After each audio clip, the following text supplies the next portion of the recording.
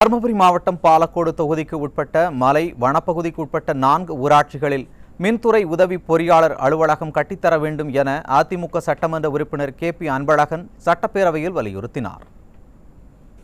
பாலக்கோடு சட்டமன்ற தொகுதிக்கு உட்பட்ட ஜிட்டாண்டள்ளி, மகேந்திரமங்கலம், பிக்கநெல்லி, ஜக்கசமுத்திரம் ஆகிய 4 ஊராட்சிகளுக்கு உட்பட்ட பகுதி மலைப்பகுதியாகவும் வனப்பகுதியாகவும் இருக்கிறது.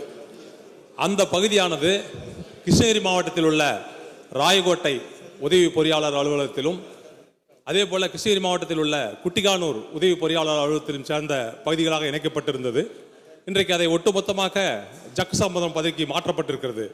ஜக்கசமுத்திரம் அலுவலகத்திலே இன்றைக்கு 350க்கு மேற்பட்ட மின்மாற்றிகளும் அதே போல மின் இணைப்புகள் 25,000க்கு மேற்பட்ட மின் இணைப்புகளும் இருக்கிறது.